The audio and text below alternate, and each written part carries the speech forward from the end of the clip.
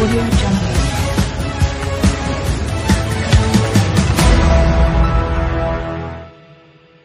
Rujuk balik kepada kenyataan Menteri Keuangan daripada zaman Barisan Nasional itu sendiri, Saudara Datuk Seri Husni Hasnallah, ya, dia telah menjadi sebagai Menteri Keuangan kedua pada zaman Barisan Nasional 2016. Dia sendiri telah mengaku bahawa kerajaan kena bayar bunga atas pinjaman 1MDB yang bunga yang dibayar adalah sebanyak 2.7 bilion setahun. Mungkin ada orang kata, alah 2.7 bilion je, sikit. Untuk nak faham banyak mana 2.7 bilion setahun ini, kalau kita ambil 2.7 bilion, kita bagi setahun yang 365 hari tu, kita akan dapati lebih kurang 7 juta sehari. 7 juta ringgit sehari. Sistem pinjaman yang diamalkan oleh 1MDB adalah dengan penjualan bond. Okey? Penjualan bond ni bila dijual, maka pembeli-pembeli bond dia bayar, ianya dianggap sebagai pinjaman. Bila bond tu dah matang, sama ada 10 tahun ke, 15 tahun ke, 20 tahun ke, bergantung pada perjanjian, maka bila bond tu dah matang, kena bayar pinjaman itu selonggok. Sekali bayar. Kalau 25 bilion, 25 bilion bayar. Kalau 32 bilion, 32 bilion kena bayar. Sambil menunggu bond matang, apa yang kena dilakukan ialah bayar bunga. Bayar bunga atas pinjaman itu, ya. Maka Najib Razak dalam parlimen dia kata 2018 hutang 1MDB 32 bilion. 2019 hutang 1MDB 32 bilion. 2020 hutang 1MDB 32 bilion. Dia kata tak ada 1 sen pun dibayar. Tak luar langsung. Sama je. Bukan dia tak tahu. Bukan dia tak tahu sistem bayaran yang berdasarkan pada jualan bond itu. Tapi dia saja nak menipu. Dalam Dewan Rakyat, dalam parlimen, nak menipu.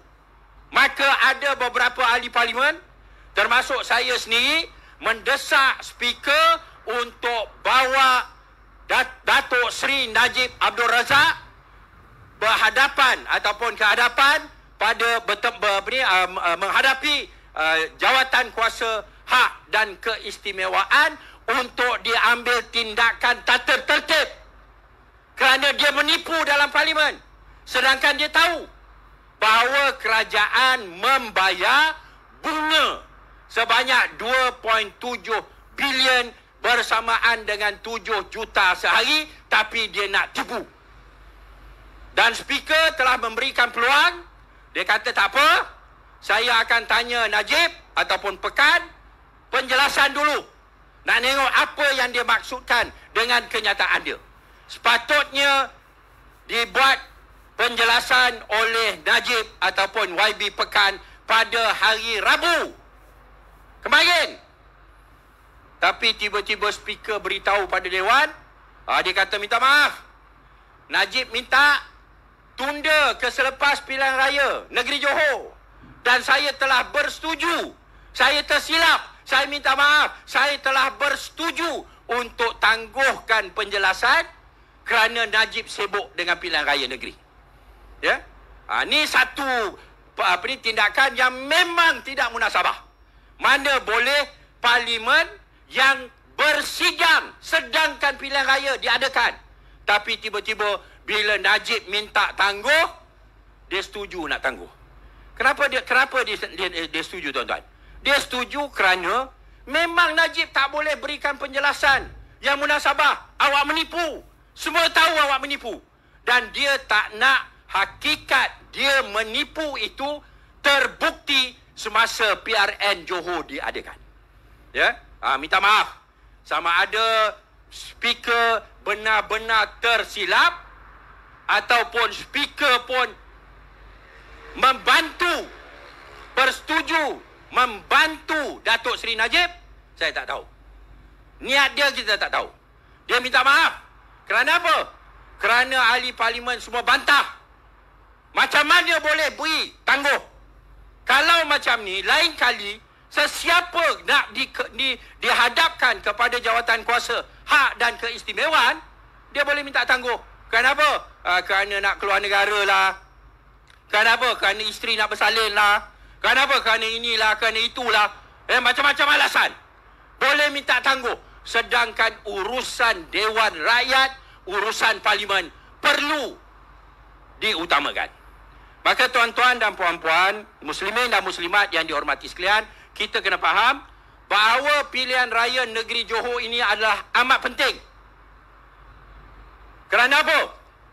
Kerana ianya merupakan pilihan raya negeri yang boleh halang kembalinya golongan kleptokrasi berkuasa di negara. Kerana kalau di Johor ini mereka menang, maka Ismail Sabri akan diasak dan didesak oleh UMNO, partinya sendiri, untuk bubarkan parlimen. Dia bubarkan parlimen, Presiden UMNO siapa? Zahid Hamidi. Dia akan tentukan siapa jadi calon.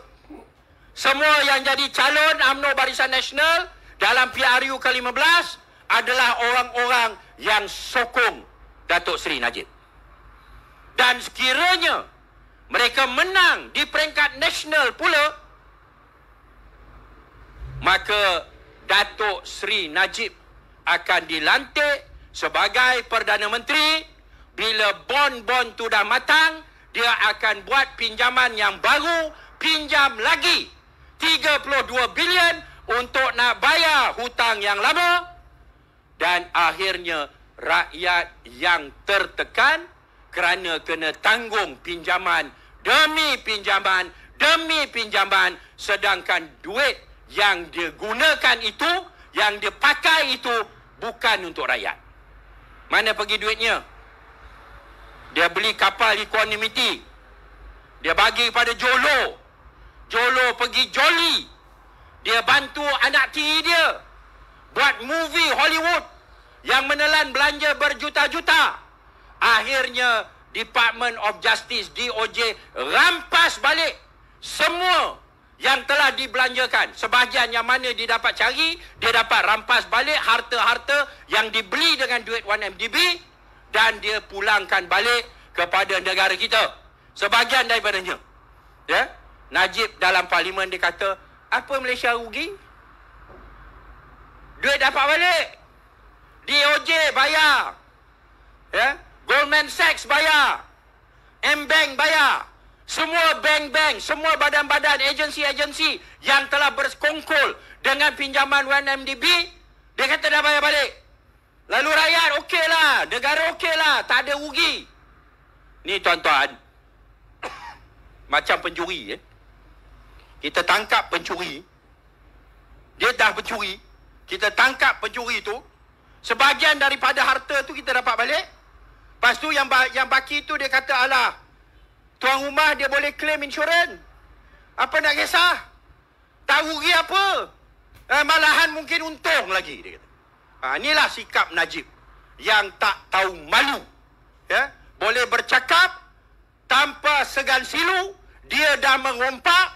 Dia boleh kata, Malaysia dapat balik duit. Ya? Goldman Sachs bayar balik. Kerana Goldman Sachs dia bersekongkol. Maka bila dia bersekongkol, mahkamah ambil tindakan, dia terpaksa bayar denda. Sebahagian dapat pada negara Malaysia balik. Bukan semua. Sebahagian pergi pada DOJ, Department of Justice Amerika Syarikat. Tapi itu tidak menafikan hakikat bahawa Najib penyamun dan perompak.